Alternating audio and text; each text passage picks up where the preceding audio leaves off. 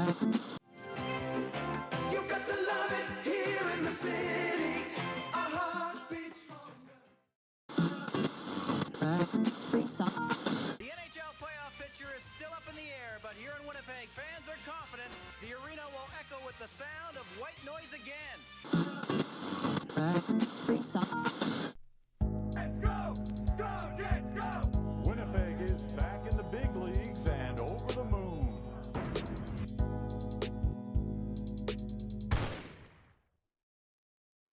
Welcome back to the landing strip, brought to you, presented by our friends over at From Financial. And safe to say the top line boys are probably pretty fired up. I know I certainly have or am. Not the prettiest one in this game, but the Winnipeg Jets' second 8-game win streak heading into the Four Nations break. 39 wins, a sizable margin atop the Central and the West. Buckle up, Winnipeg. Let's get into it. Mikey, how are you doing tonight? Man, I'm buzzing after that one. That was unreal. We've had so many different, points this season of really high highs, setting records to start the year, huge winning streaks. I don't know if you could have told me that going into the Four Nations break, the Jets would be sitting at this record with this many points and not only, getting hard fought wins against, an extremely hot Islanders team, but like you look at the other two wins that preceded this one just before this in the 7-game streak and, taking down Carolina, Washington and New York all kind of back to back like this. Man, I'm just so impressed with this group. And again, this isn't even with a healthy group. No Adam Lowry still in the lineup, arguably one of your biggest pieces, and they're still just crushing it. So I'm buzzing, man. I'm sure the chat's going to be buzzing. I know everybody watching. Hopefully our callers will be too, but man, this was a great one. Why don't we bring the buzz some more? J Pix 29 needs a weekend Squirtle. Is bagging for the weekend Squirtle. Let's start with it.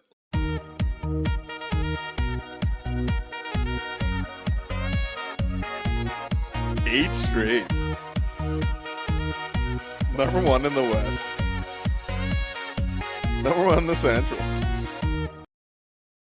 Unreal. It's crazy, and I like how T. Will over on YouTube starts this with, "You the best in the league, question mark? We don't care. You on a hot streak, question mark? We don't care. You have a couple hot players, a good goalie, great specialty teams? We don't care."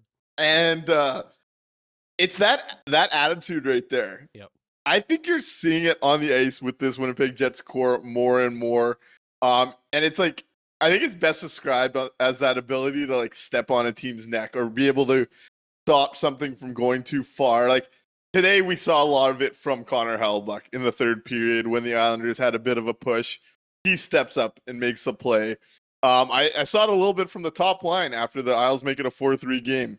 The push back that next shift create 2 scoring chances. Often in this season, especially as this team's really found something here in 2025, a team takes a bad penalty against them. Guess what? They're scoring on that next power play. I saw someone that was at the game today was saying how the Islanders were skating off heads all down and demoralized after Hellebuyck has that 7-save penalty kill. Yep.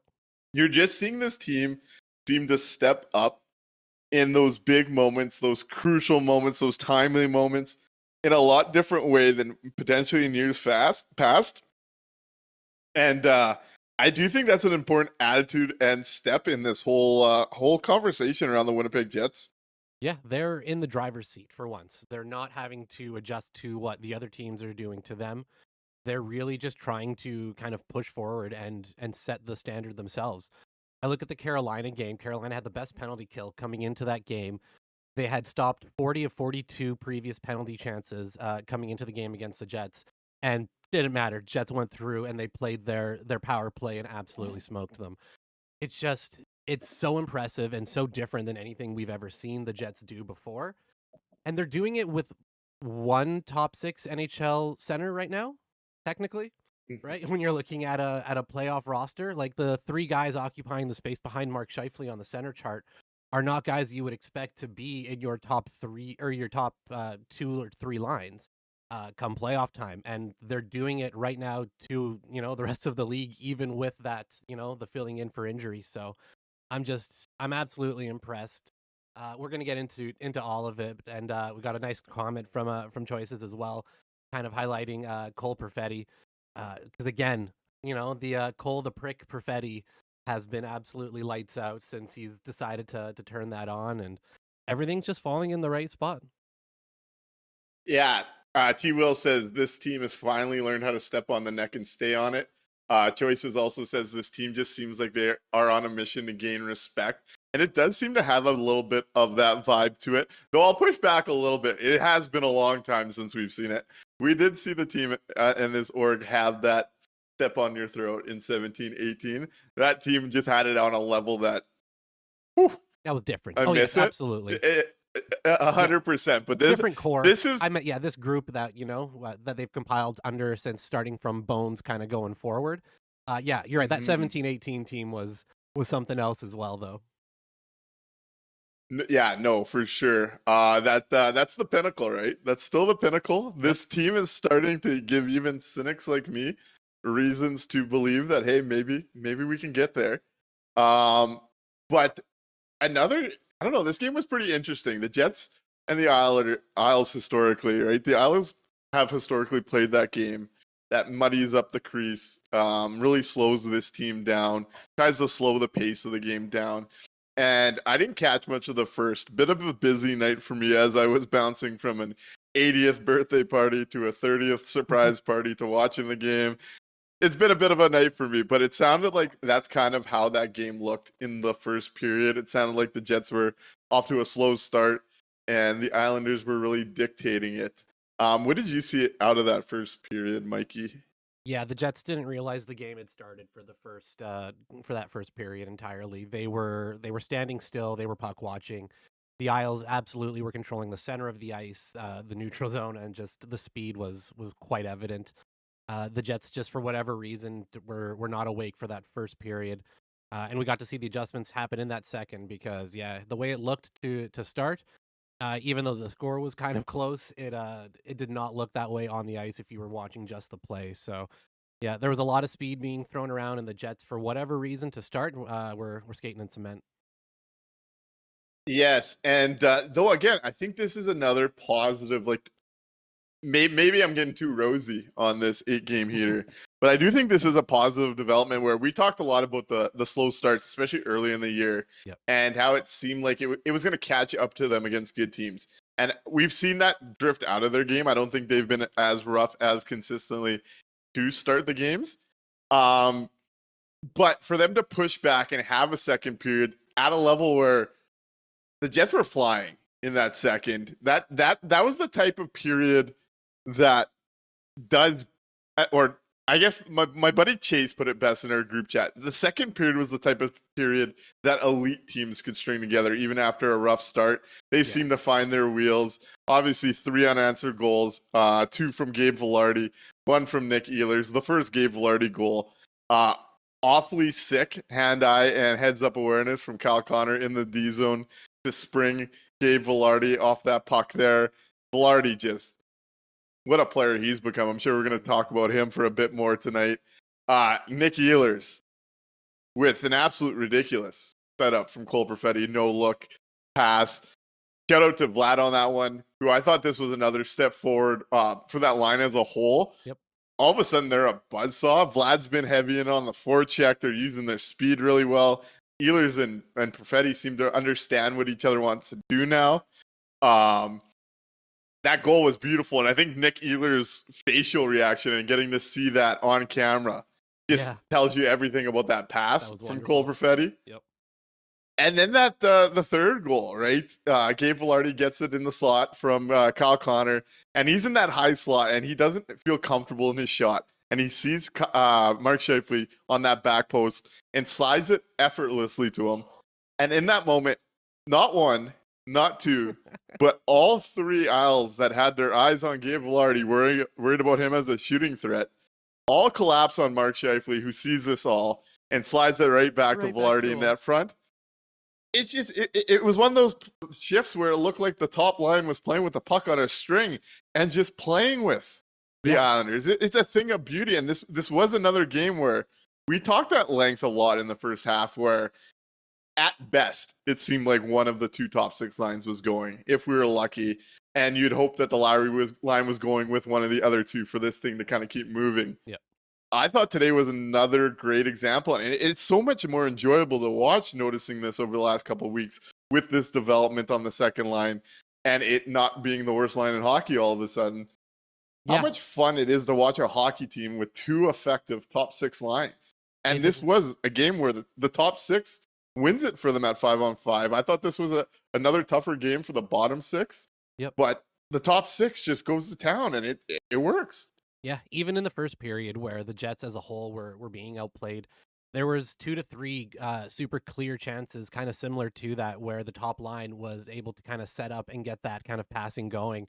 So the signs were there even when they were being outplayed, and then it really came together in that second and third periods for them.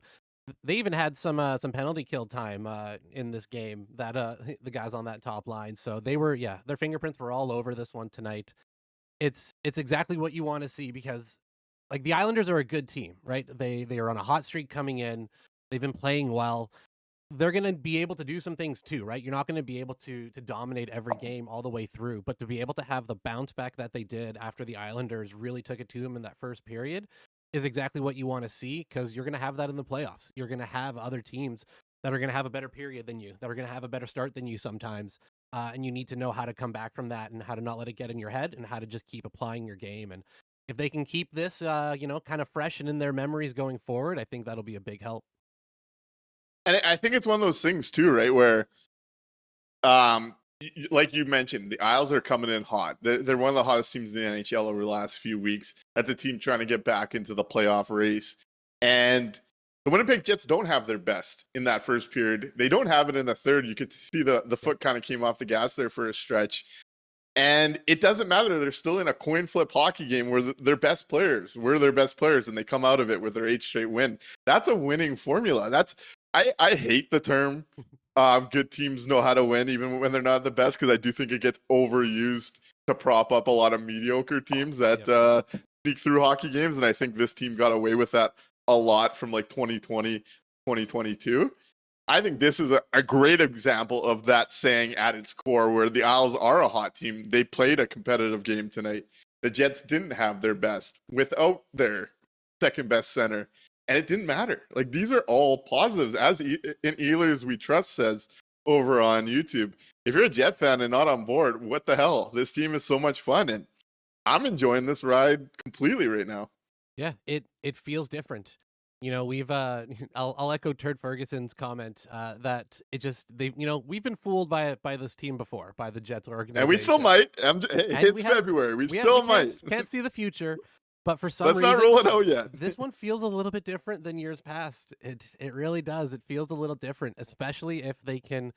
Again, it's always hinging on, is there going to be an ad? Is there going to be that a little bit of extra help, an extra body to help push them over the edge? Because the guys that are there right now are doing it. They're giving you every reason to want to invest in them, to want to give them that backup, so that they can go out there and get a long run, because it feels different this year for some reason. Here's a couple of thoughts. Obviously, been very praised with their season as a pair. Dylan Sandberg and Pionk. A couple of comments. Frosty Winnipeg mentions it, and there was another one earlier in the show. Not enjoying their night tonight. What did you see out of Pionk, Sandberg, and are you concerned about it at all? I mean, I'm always concerned about Neil Pionk. That's kind of he's everything that you love in an offensive defenseman, and he's everything that you're terrified of in an offensive defenseman. He fits that stereotype kind of perfectly. So, I'm always worried he's kind of fighting the puck a little bit tonight. I don't put a lot on him for the 3-on-1 that he gives up on the first goal. The second one where he gets tangled up with Appleton and he's trying to send the puck out to the slot, and then Appleton tries it as well. I don't know what either of them are doing on that play. I'm going to be totally honest with you. I watched it live going, what are you, who are you going for? So yeah, that's just the game with Pionk though. He's going to give you those, highlight reel rock star bombs like we saw last game. And he's going to give you games like this where he's going to tangle up his own forward in the corner. I thought, like me and you see Neil Pionk very similar. I don't think I have to repeat too much. I thought it was a tougher night for Sammy with some of the decisions and the puck movement too. We've seen that in his game, and we've seen him this year really bounce back from that. Not something I'm too concerned about. Actually, some of the chat takes it to another place I want to go bouncing off Sandberg here. John Chan says, what's taking Chevy so long to re-sign and extend Gabe Vilardi and Dylan Sandberg? Talk about two guys whose contracts are on the rise. Can you foresee? Chevy spoke, what was it, earlier this week, and talked about wanting to use the Four Nations break to sit down with some of their RFAs, UFAs. Yep. Are those the two guys that you would expect him to be having those discussions with right off the bat here? Yes, those would be the guys that I think would be first up. Would probably be Vilardi and Sandberg. We saw a little bit of, maybe some internal drama in the last couple years with certain guys getting offered deals mid-season, other guys having to wait till the off-season, and some of the guys maybe didn't like that too much. But the Jets have always kind of operated that way. They've always kind of tried to prioritize one or two of the important signings during the year if they can get it done. So I don't see that changing at all. And especially with the way the season has played out and their impacts individually, I think Vilardi and Sandberg are easily the first two up. Also for the fact that Neil Pionk is going to be getting big money, whether that's from the Winnipeg Jets or whether that's out on the open market. I'm leaning out on the open market where he'll be able to cash in as a free agent a hell of a lot more. But that's why I don't think Neil Pionk will get done during the year. That's a big money thing that I think honestly his agent will be kind of imploring him to slow down, wait, don't sign anything yet. Keep racking up those counting stats and get that big cash in, because this will be his last opportunity for that big deal, and you don't want to jump the gun too soon. Yeah, hey, Toronto Sports Network says make a poll on YouTube. I don't know, Mikey, if you're able to do that if you can. If not, we'll just keep moving along here. On that conversation, I think it's going to be a really interesting couple of weeks in Winnipeg, actually, with the downtime. I could see a Sandberg deal coming together pretty quickly. And I imagine that being with term. And I think that's something that would be priority 1 or 2 for the organization. I think you could get away with because we know that was the story last year. I think you could kind of get away with it with Vilardi and Sandberg because they're RFAs, like they're committed here next year regardless.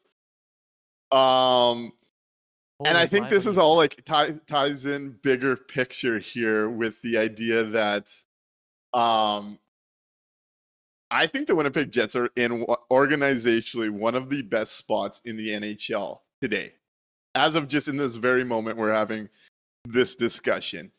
They're first place in their conference, just won 8 straight. They're getting the best seasons they've gotten out of some of their key guys. They're getting big breakouts like we talked about last show. A lot of the contracts of their key players are undervalued for the performance you're getting. So that's big in the business and cap world of building a contender. Then when you're looking at trades and stuff, you need certain things. You need assets, first round picks, prospects, cap space. This team's going to have somewhere between 9 and 11 mil the closer we get to the deadline.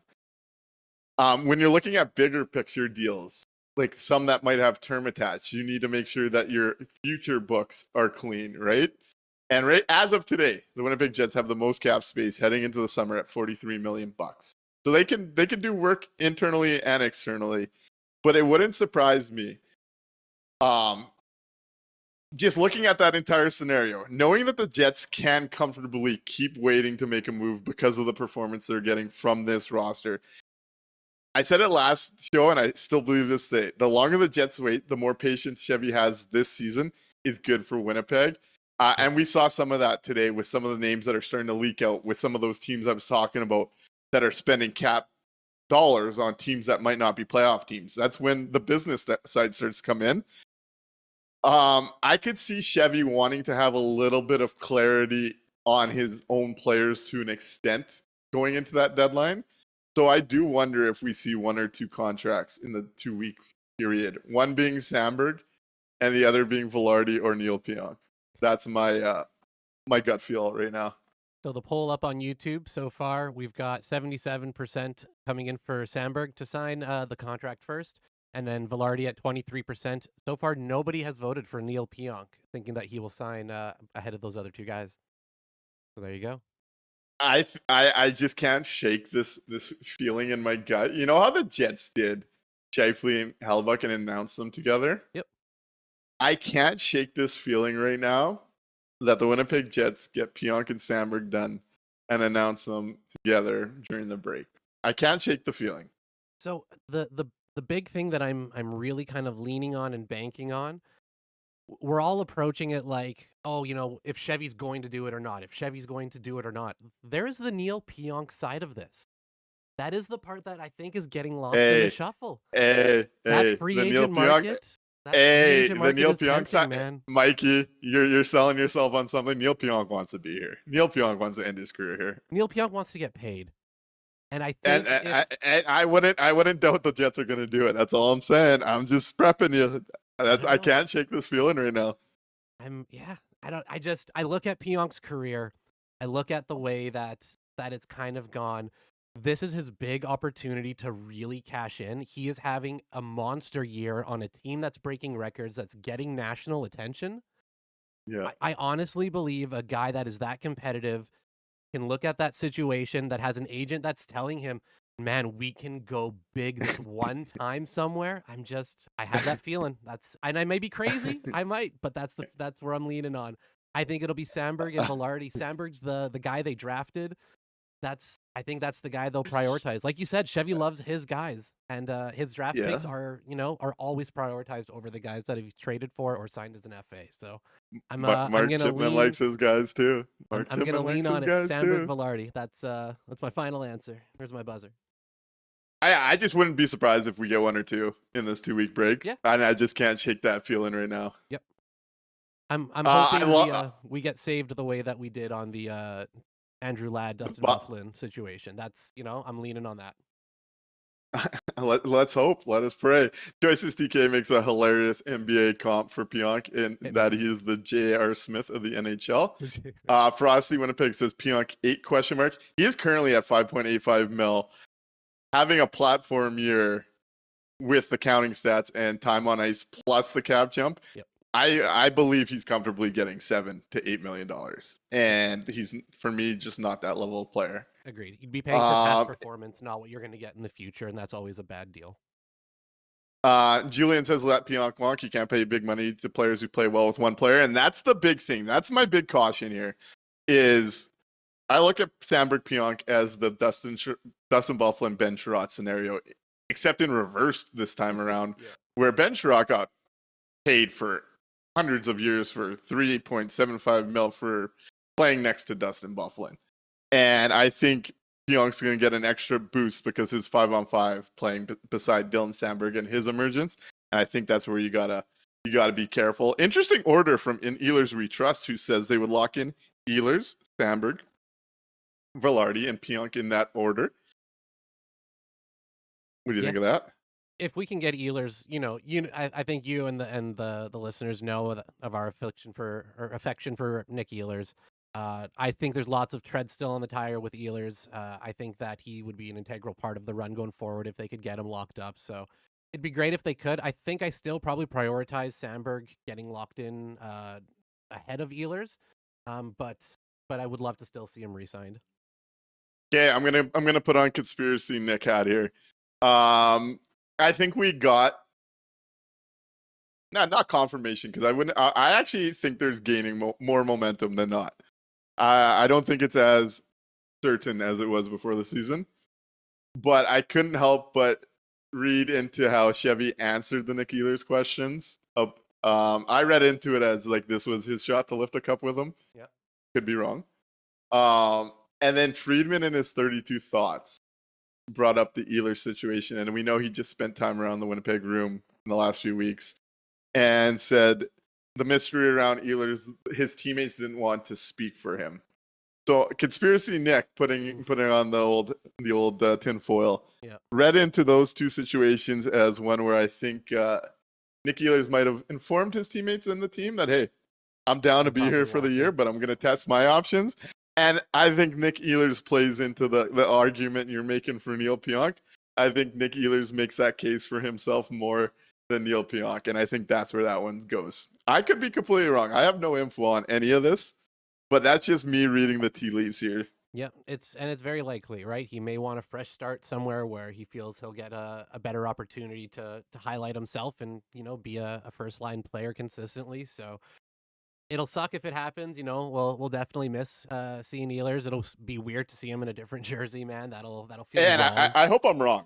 I hope I'm wrong. And also, that's just me reading the tea leaves. And hey, since this is conspiracy corner, who's to say that that's how he feels right now? But hoisting a Stanley Cup with a group kind of maybe makes things a little bit different. Who's to say he doesn't want to run it back one more time and come back and see if they can't do multiple cups? Because man, this team is built kind of interesting, and depending on what happens at this deadline, this could be set up for more than just a 1-year run.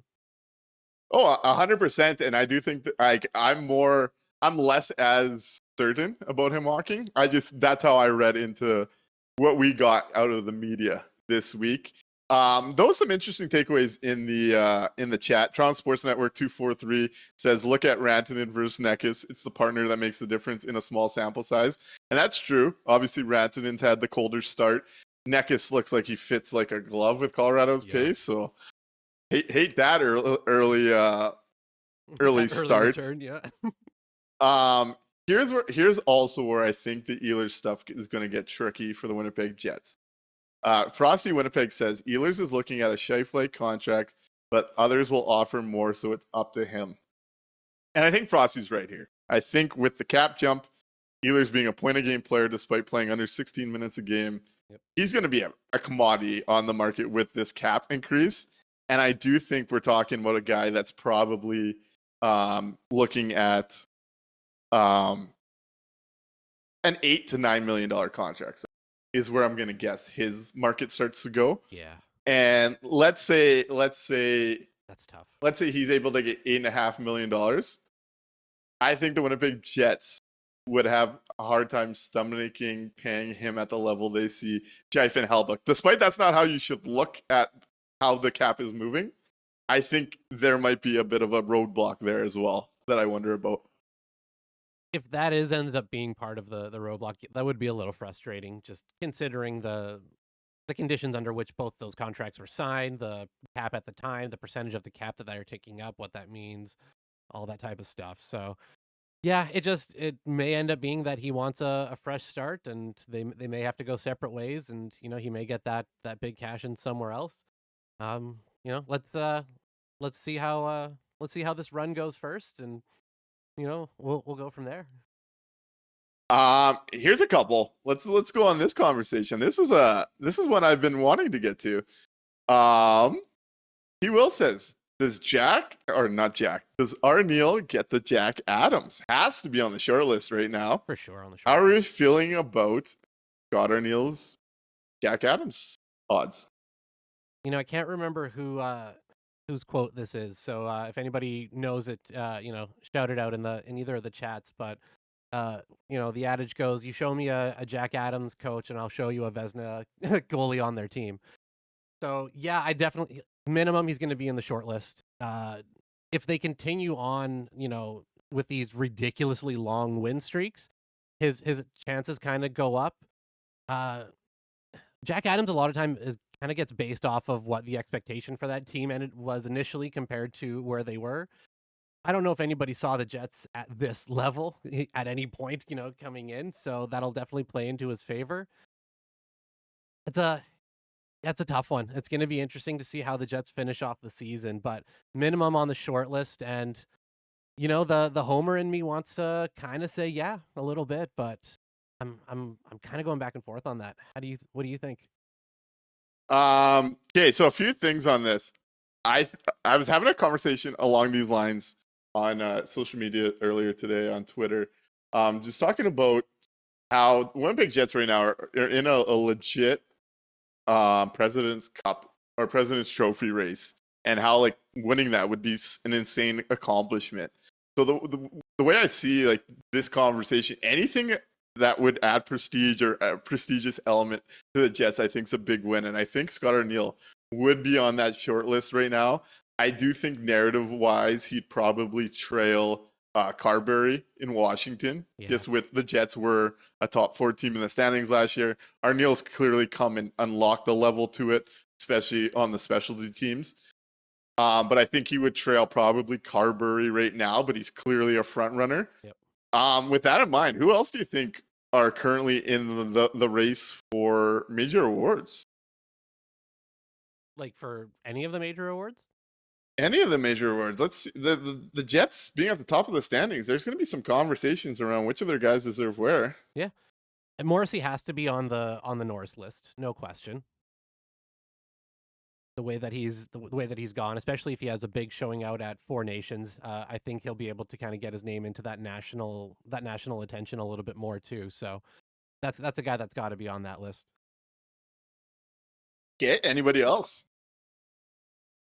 Outside of Connor Hellebuck winning the Hart Trophy? And I guess Vezina. Yeah, oh no, the Vezina he locked up a while ago. They've already done the engraving on it. That's done. It's already packed up and waiting. Now the only question is if he's taking the Hart Trophy home too. That is the big question. He's still in that race. Because really, who's pulling away with it right now? Probably Draisaitl would probably. I haven't looked at the odds in a couple weeks, but I would think probably Draisaitl. Right? But even that is a probably. Like, there's nobody right now where you'd be like, oh no, for sure. It's in past years, you'd see McDavid already with 100 points at this point in the season. You'd be like, yeah, obviously. You don't. There's nobody else super, dominating the headlines for it. I don't know. Why not? Why not Connor Hellebuck? And maybe even a Rocket, if we can, though the goals have kind of slowed down for the 2 individuals that'd be there, but they're still in that race. Yep. So a lot of good going on there in that regard. In Ealers We Trust asks a really good question, and honestly, I'd have to spend some more time diving into it and how much extra income does a Stanley Cup bring in. I imagine the org would be quite thrilled with that end result financially. Oh yeah. I'll have to dive in a little bit more. I wouldn't even know where to guess. Gilbert Marion kind of says the same thing I said. Jets had 110 points last year. Washington coach has it. I tend to agree as well. Yeah. That's fair. I wanted to go back here where Slick McGuire, our good friend out in Europe, and I tend to agree with him here. And I made this case earlier in the year. Says unpopular opinion of an outsider, the President's Trophy is a better measure of all-around performance than the Stanley Cup. And I know at the end of the day, everyone will only want a Stanley Cup.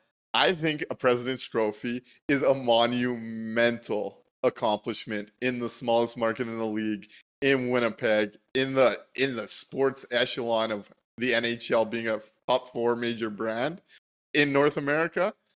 I guess maybe not in America, but I tend to agree with Slick here. If over 82 games, you're the best team in the league, that's a huge indicator of strong performance and doing it rather than the mini series and what goes on in playoff hockey.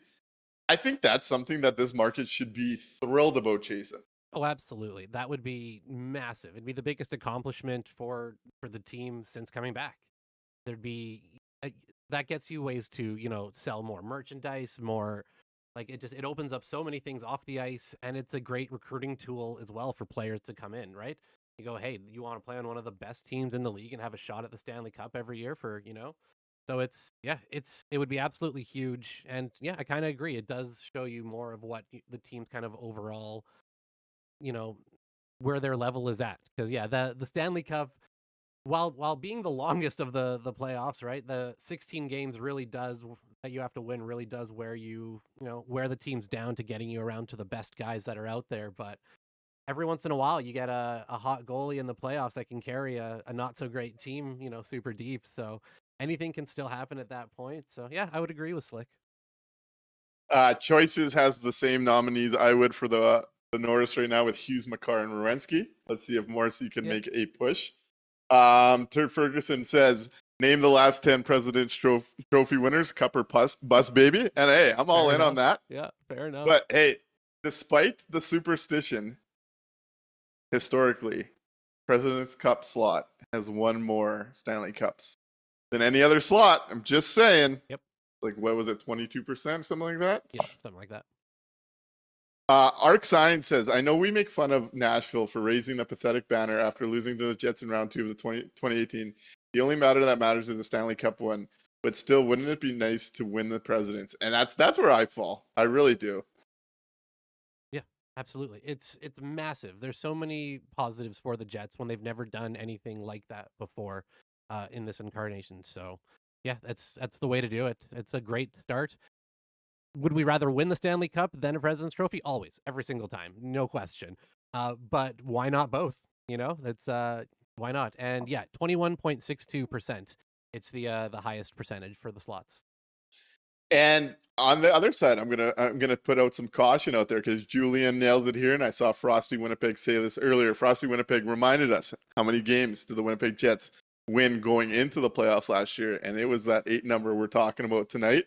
Julian also says the President's Trophy would be nice, but if the Jets follow that up with another first-round exit, it won't be that much of a flex. And Agreed. Wouldn't argue with that either. Totally agree.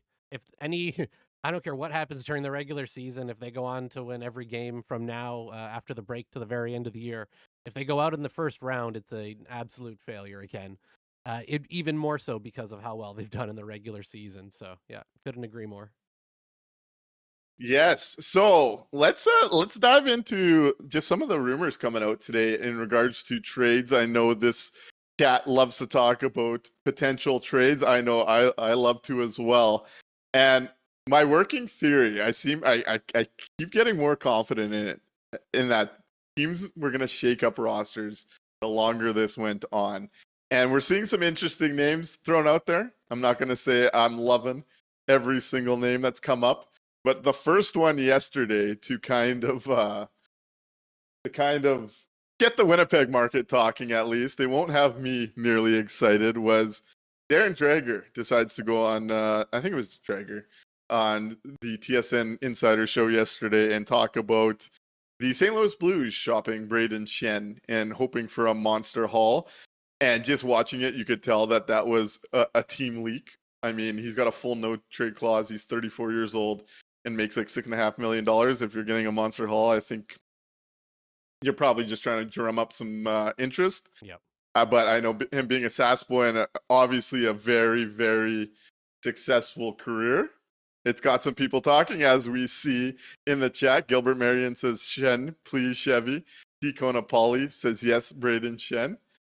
I got to say, that's one landmine I'd like to avoid. Personally, how do you feel about Braden Shen? I am out on Braden Shen. That's not one I would be taking the gamble on. That is not what the Jets need right now, in my opinion. That's going to just be creating another hole that we're going to have to try to figure out in a couple years. Oof. I'm really hoping that's not where they're going, but we know the history of Chevy and Dreger, so where there's smoke, there's a little bit of fire. Dreger didn't connect the Jets. He was just talking about St. Louis is starting to look to get off of that money. Okay. Yeah, I mean, Braden Shen's been a really good hockey player throughout his career. Yep. About to hit 1,000 games, but at 34 years old and 2 more years at 6.5, I don't think he's the 2C answer at this point. Everyone's hoping for, and I think there's more downside than upside on that one at this stage. 3 more years. Isn't it this one plus 2? This one plus 3. We're in 04. We're in 24, 25. Yeah, 3 more years after this. Even worse, even more reason to avoid. Yeah, that's that for me, like paying him 6.5. I'm out on that one. If this was, 5 years ago, you might have been able to talk me into it, kind of thing. But this is not the spot for me. I think for Braden Shen. I'm not a Braden Shen guy at this stage of his career either. There's just been decline all over his game. Hey, if he came in and helped this year and they won a cup, great. If you get Braden Shen and it looks like last year's first round and then you're stuck with him for a few more years, I don't see the upside compared to the risk on that one. I've talked myself into one risky contract in St. Louis, and that's the Colton Parayko bet, as we've talked about before. Yep. I think this is a landmine. Agreed. Though a couple other Blues were mentioned out there by Kyprios this week, and a couple Blues that would have me excited on the other side of things. If you've listened to this podcast or you've followed me on social media, I've long been a Pavel Buchnevich super fan. It sounds like they are taking calls on Pavel Buchnevich, fresh off his new $8 million contract. He does have a 12-team no-trade clause, so that would probably impact that, given we live in Winnipeg. But Pavel Buchnevich, if he was willing to come to Winnipeg, there's a St. Louis Blue with some term that all of a sudden answers a lot of the things the Jets are looking for in that forward group. Yeah, that's a guy I'd take a shot at if you can get him to waive. That'd be a tough one though, I think. The no trade clause is the big concern there. Yeah. The 12 teams. Looks like it says But yeah. 6'1", 200 pounds, talk about a mobile beef. Oh, we got a phone call here. We got a call. You ready for the first one? Let's Hello? hear it. Hey caller, you're on Hello? the Hey, line. how's it going? How's it going, guys? Good, how are you doing? Good, good. Big Jets W. I'm happy that you're back at it, and just wanted to say I'm happy that you're happy and healthy, and you're here talking about the Jets. Very much appreciate that. Who is this, by the way? Didn't catch your name there. This is on Twitter. It's your average Jets fan. I think we talked a little bit. Yeah, we've been going back and forth lately. No, I appreciate the call, man. How are you feeling about the Jets? What's your big picture thoughts right now? I saw you tweeting out some interesting stuff today. Okay, first I wanted to come on here, and I just wanted to specifically say, like, look, man, I'm not gonna sit here and say that I could do like TSN play-by-play or whatnot, but like, if I have to hear Kevin Sawyer every time this guy talks about Logan's family getting better, like, oh, dude, Thank you.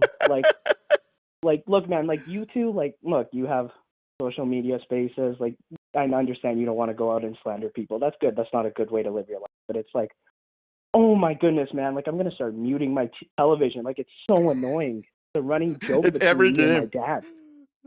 Every game. And it's like, dude, he said it today, and then, like, Logan Stanley just lets a puck reach the middle of the ice for a one-timer, and I'm like, that makes this up. Like, I'm not wrong, though. But it's like, Maybe there's a Kevin Oh. Sawyer family connection there we should start investigating. I think Logan has compromising photos of someone, but got to. No, Yeah. hard to disagree there. We're about to man. get to your favorite trade target here too, buddy. dang, no worries. I was gonna say that, like, if Noah Dobson is remotely available, you gotta chuck everything you have at it, man. Like, the only, like, it's kind of tough because knowing the Islanders want to stay mid, they're probably Yeah. not gonna take prospects, which is like, it's rough. They're probably looking at Perfetti or Ehlers, and my thing is, like, we can't trade off of this roster because it's like, this is our chance to win it all. So I understand that, but if there's like a thing where it's like, hey, I'll give you Lambert, a first, and like I don't know, like take your pick of 2 prospects and a pick, right? Like, if there was anything, like any combination of that was remotely available, I would 100%, man. That's just my take. Hey, I'm gonna platform off of your take to talk about Noah Dobson. Appreciate the call, and thanks for the kind words. Thanks for being here, and appreciate you being part of the show. No worries, man. I'm going to hang up and continue watching now. All right, sounds good. Take it easy. There's the big exciting name this week. The number one available player, if he is healthy. This is the big question right now, as it came out this week out of Long Island. Now there's been some disputes through different insiders, but a lot of the reporting out of Long Island is that the New York Islanders would consider moving Noah Dobson for some kind of scoring. And it was really interesting because they used the waiver wire the last couple of weeks to bring in multiple puck movers, and it was just like really odd to see the Lou Lamoriello start stockpiling guys like that. Mhm. Now Dobson went down. It looked pretty tough. it's at this point there's no timeline on the injury. But to the caller's point, if Noah Dobson is available and he's healthy in time, there has to be the number one available player for Winnipeg. You go from, with a guy like Noah Dobson, who's an RFA at year's end, you go from the right side of your decor has been a rotating cast of looking for talent forever. This decor in general has been a rotating cast of mid for a while, and this bonus system in Arneal has done wonders with it. But all of a sudden, you would solve a problem that was like, what, a half decade long since the Exodus, to having a defense for the foreseeable future that features Dylan Sandberg, Josh Morrissey, and Noah Dobson. It changes everything. Can you imagine what a Dobson-Sandberg pairing would look like?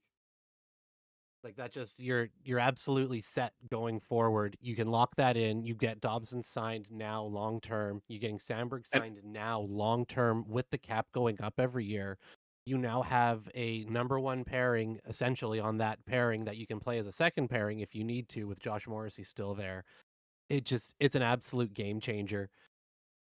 Now, so like, yeah, it's right now it's still just rumored, right? And there may be a little bit of conflicting reports and whatnot, but the kind of initial rumor that we saw said that they would be shopping him for some scoring presence. Now, that doesn't necessarily mean it has to be an NHL player right now, right? So there might be it would be. I know, I'm just trying to talk myself into it. What do you think? It's going to be Perfetti, right? If they're talking to the Jets at any point to make this work, that's the guy they're going to want back. Is that something that you're remotely interested in doing? Oh, easily. If it was only Perfetti as a headliner, I would do that tomorrow without thinking twice. I think Frosty and Toronto Sports Network make great points about. I don't think they're selling. The caller mentioned that they don't see them chasing prospects, and that they want scoring. So I imagine a deal would work around either Cole Perfetti, either Nick Ehlers, or Gabe Vilardi, and it won't be Gabe Vilardi. He's not leaving Winnipeg. I was going to say Gabe Vilardi. Yeah.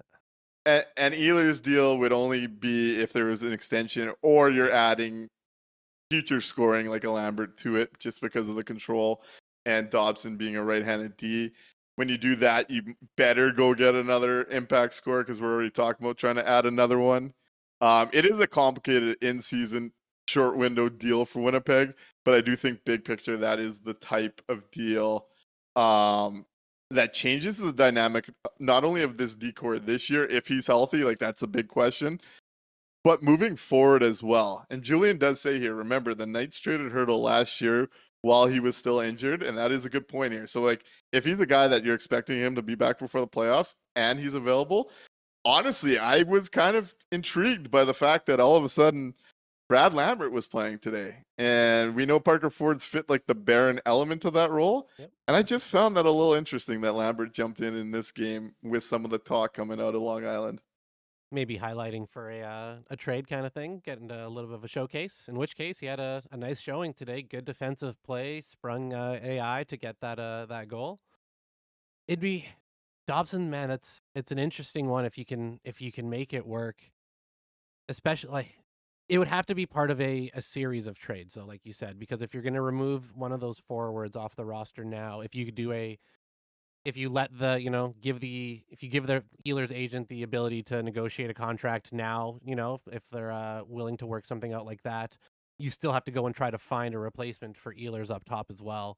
So it can't be done solely in a vacuum if you're really hoping to make it work. But on the flip side, Dobson signed for cheap right now for this season. So you still have all that flexibility with the cap. You still have that ability to add the extra scoring around it. And if you're making a deal with New York for Dobson, you bring Brock Nelson over as well. You try to, I watch a lot. I watch American Pickers. I know how to, you put things together, you bundle it up, and you get a better deal, right? So that's, I think that's what we need to be doing. We need to be getting Noah Dobson, and they can throw Brock Nelson in. Okay. Why not? Though it sounds like part of the reporting was that they were going to use his Dobson's owed a new contract, which is going to be quite expensive, is that they were going to reallocate some of that money to 33, 34-year-old Brock Lou is gonna lose sometimes, so it's an Always. interesting scenario. And if that name is available, it's one they should seriously be looking at pretty damn hard. Absolutely. You ready for the next call? Yep. Hey, caller. Thanks for holding. You're on the landing strip. Hey guys, it's Brendan again. I just wanted to say, Nick, I'm super happy to see you back and healthy, and I really appreciate all the talk you gave on your last show. Just a little bit of a kind of, I don't know, news boost. Just trying to build up awareness. It's good stuff, and I'd like to see that conversation continue going forward. But about the Jets, I just wanted to say, I was really impressed with Alex Iafallo and his play today. I mean, that rush, that little forehand, backhand. I'm going to be the first guy that tells you $4 million for a fourth line player is a big time overpay. But I think next year, and I don't think we're going to re-sign him, he's going to be a big miss for that fourth line. Mm-hmm. It's hard to disagree. He's really found something with his role on this team. That goal is just beautiful today. I've really come to like Alex Iafallo and what he means in this system with this group. Definitely don't see him returning with that $4 million price tag. I'd love to see them get something done at a smaller number. But no, nice to hear some talk about Alex Iafallo. He's deserved it. He's been great as of late. And I want to thank you for the kind words. I will definitely keep the conversation going. I think it's important for, men to look out for each other. Yeah, absolutely, man. I mean, more than just physical health, mental health stuff too, talking to each other, being open and okay with talking about things that are going on in each other's lives, whether they're physical or mental, is important for us to be there for each other. Absolutely. Another guy I wanted to shout out, I put the comment there in the YouTube chat, but when I went looking on Money Puck and with defensemen with at least pairs with at least 200 minutes, I think Pionk and Sandberg rated fifth or sixth in expected goals percentage. I might be off on that, but to see those guys above of Taves and Makar, a D pair that we laud as probably the best in the league. You look at expected goals per 60 and expected goals allowed per 60, and they rate pretty much exactly the same as those guys. Maybe a little bit above. It's great on that topic. They've been nothing short when healthy, a great duo this year. And even on a night like tonight where we're talking earlier in the show and there's comments about them really struggling, and we touched on that, by the underlyings, they still were over 50% tonight. So even on a night where it was obvious to a lot of people they weren't at their peak, they still came out on the winning side. So great to see. Yeah, a lot of that I think had to do with, the third period and the forwards kind of just not being as wanting to get that puck out, especially right. They got to be more aggressive when there's 50-50 pucks, loose pucks, which is something I've actually noticed in Kyle Connor's game a lot more this year. He's not as much of a stick checker or a guy that will lay the body, but when there's a puck up for grabs, he jumps on that and uses his speed to get it out of the zone as quickly as possible. And I think that's going to, and you saw that on Velarde's second goal, I want to say. With the one where Velarde goes down to Scheif, Scheif goes back. That was up the to deflection by Scheifele in the defensive zone, and then Connor kind of picked it up and turned it up ice. Yeah, the first one there. Yep. Oh, that was the first one. Sorry, I got them mixed up. My bad. No, it's all good. It's all good. It's that type of extra engagement that has made the Jets a better team from those guys, right? Like, this isn't something we've seen from Kyle Connor his whole career. This is something that's unlocked another level from him, and that's helping push this team to a new level.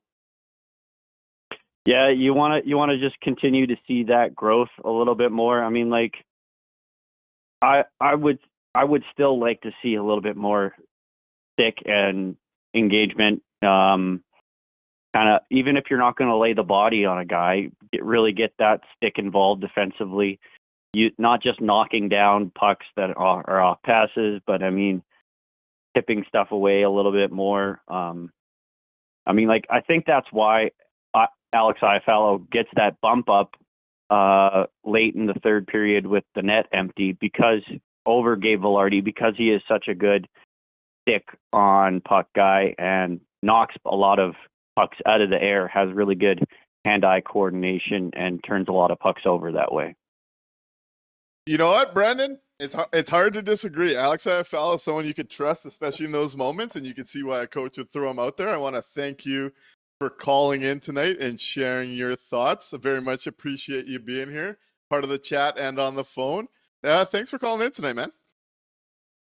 Yeah, no problem. Nick, Mikey, you guys have a good night. Enjoy your weekend. You do. Thank you. Hey, you as well. Last note on the Dobson. Pat Tony 202 says won't be Perfetti. He's been chasing Ehlers forever, and that makes some sense to me. It's a complicated in-season deal, but that is a big type of player available. M3RP24 over on Twitch went somewhere that I found interesting because the Jets had two scouts watching two of these players earlier today, and there were two names that I assumed that they would be there watching. Says not going to happen, but Donato Murphy, also adding Alexiak and Ryan O'Reilly, with both D getting retained. I don't see them bringing in all four, but I did find it interesting the Jets had two scouts watching Donato and Murphy today. Those are two guys I would assume they're taking a look. Connor Murphy, defenseman, responsible guy I've been interested in for some time, has an extra year at 4.1.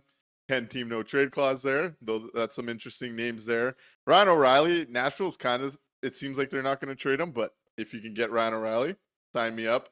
And Alexiak, he's the grown-up version of what they want Stan to be. I could see the org targeting that, though it does seem like they're awfully stuck on him playing regardless. So do you really need to go get Alexiak?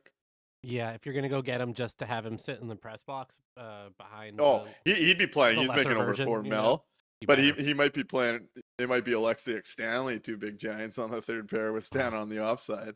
God, it probably would be. You're right. Yeah, at that point, let's maybe just Connor Murphy and Donato. I saw the chat going off earlier when we were talking about some of the bigger trades. Talking about Ville Heinola, and is his time in Winnipeg done? Didn't get to touch on him last show. Have some thoughts there. Have we seen the last of Ville Heinola? Yeah, I think so. Even if he gets into the next game, it'll be over a month since he's played after the break is over. So I think it's done. If they were going to be getting him regular games, they would have been getting him regular games. For whatever reason, they've decided he is the eighth defenseman on the team and only gets in every once in a while if Stanley needs a break. So I think he's done. For whatever reason, he just doesn't fit in their plans. So you mean that the rotation was a joke and he was Arniel was not Ville Heinola's biggest fan? Yep, I believe that was a whole lot of lip service. I think he was channeling his inner Paul Maurice on that one, a little snake oil sales. Hey, if you go back to our preseason predictions, I said I don't think Ville's going to last the year here. I think he's gone in the next few weeks. Rather unfortunate. I will strongly say I believe the org has mishandled the asset, and I don't even think he's worth much in trade at this point. It's frustrating that every time he seemed to be getting his feet under him in the NHL, he's been yanked out of the lineup for other guys. Kind of a reality of the situation with the decision makers in Winnipeg. It's rather unfortunate. I do think they're going to look back at this and it'll be a third name behind Kovacevic and Chisholm on guys that have been looked at under certain defensemen that we just talked about that went on to blossom as better players. But it is what it is. I hope for Ville's career he gets a look elsewhere. I hope for the Jets' sake he's used in a deal that helps impact a bit of a run here. I just don't see it happening. in my opinion, what they should have been doing is having Miller, Heinola as your mainstay, third pair, upgrade on Villy at the deadline, and have Villy ready as a regular next year, hoping for another step. They botched this one in my opinion. You can't even. I just have no way you can defend this. So now and that how they handle this situation. Now that we've seen how they've handled both guys being healthy, how do you think the season would have started had Heinola not been hurt? Because it looked like, from all accounts and reports and training camp, that he was gonna be starting in the top 6 of the defense. And then he got the injury, and that was he's hurt, so we're not gonna have to, worry about it for now. And when he comes back, he'll get games and da da da da da. Do we believe that? Do we believe now that he actually really was going to be getting the runway to start and was going to get all these games and going to play? Because I don't think so No. now. I think that was all bullshit. Yeah, no, hard to disagree. We'll see. I still live in a world where Kevin Cheveldayoff makes a couple big swings and attaches guys like Mason Appleton and Logan Stanley to them to take away the toys from the head coach, like you saw in the Moneyball scene. Can you imagine? We will see, but I just feel for Villy Heinola on a bigger picture level. These are guys chasing careers. I would go break ground on the financial Cheveldayoff incentives. statue if he did that. And it just feels like they've burned this kid, and it's really unfortunate. Yep. I'm hoping for him. He gets a look elsewhere because I do think he's a guy that is an NHL caliber defenseman. Totally agree. And I'll also say this: our chat, more often than I expect, there were people that interact with me more often than not don't want to see the Jets swing big and move prospects. They think this team's good enough, and the prospects are all going to pan out. Let's look at guys like Villy Heinola and how the orgs handle them, and maybe we shouldn't be so tight on prospects, Right? and when they can help present value. We're all excited to see Elias Salmonson, but should we be now? Should we just be terrified that the poor kid's going to come up and sit in the press box behind whatever 6'12" abomination they draft next? I don't know, man. Maybe we should just trade him off now and just go for an impact player.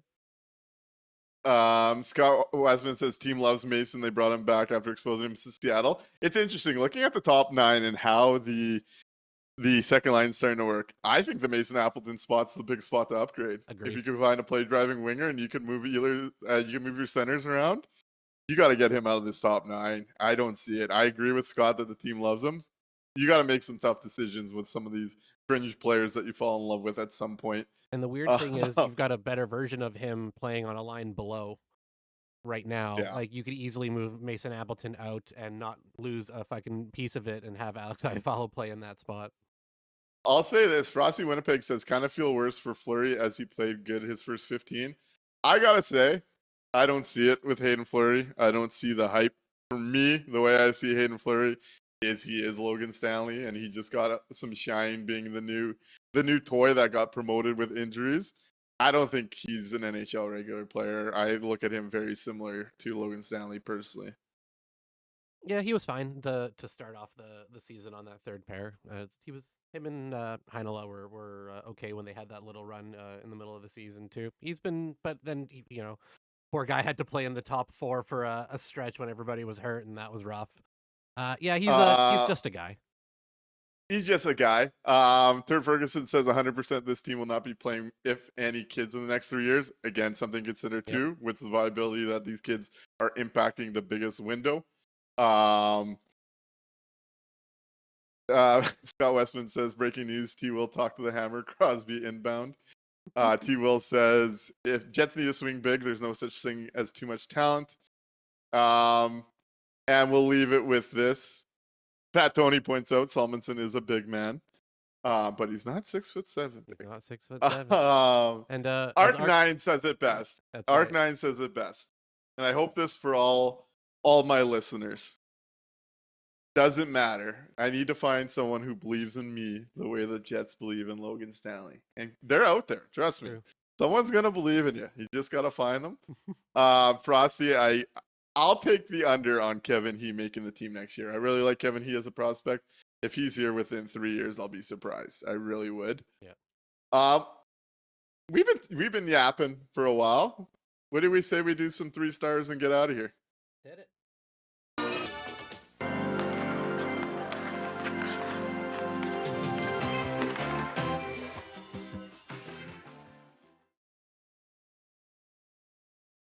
I'll say this as we head into the 3 stars. I agree with Julian here saying the Jets front office needs to be ruthless and stop keeping guys just because they like them, too much reliance on loyalty. Hey, go upgrade from Stan, upgrade from Appleton. It's not going to hurt you, I promise. Mikey, who are your 3 stars? All right. So, tried to go a little bit, kind of a little off today with the guys that I liked. So first, a couple individual performances. 3rd star, I gotta give it to AI, Alex Iafallo, our $4 million 4th line man.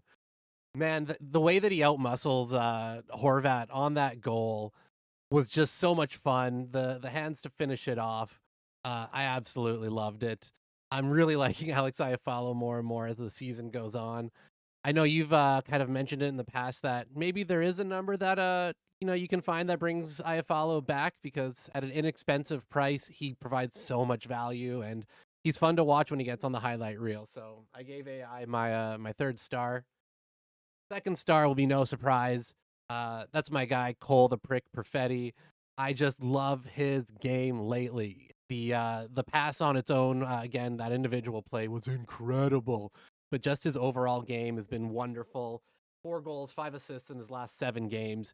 He's on a heater. I told you guys the points would come. I told you he was doing everything right. And it's paying off right now. So 2nd star goes to Cole. That's my guy. And number 1 star, you could have given it probably to a couple different guys, but just because we've talked about him a lot tonight again, good luck, Gabe. Give me Gabe Velarde for 1st star again. Wonderful hands. What a goal scorer. We're getting to see a treat the more we get to see him play every single game. So, man, I loved it again tonight. Give me Gabe Velarde for the first one. Okay, so I got an honorable mention as usual, And today, Senile Lou is going to get it for allowing me to enjoy Tony DeAngelo being absolutely dog shit on an NHL ice surface against my hockey team. Thank you, Lou. 3rd star tonight, I'm going to give a bit of a shout out to Cole Perfetti. That pass just is ingrained in my head. Vlad, I thought, was really going tonight with that group, but Cole's going to get the spot just for the highlight reel. 3rd star. Oh, yeah. 2nd star, I'm going to go with Kyle Connor. Especially gets that first assist to send Gabe. I thought he had a few great chances he was creating. And 1st star, Gabe Velarde, man. 2 goals. Continues to build off a career year. Gabe Velarde, number 1 star. And hopefully a long-term Jet. Hopefully.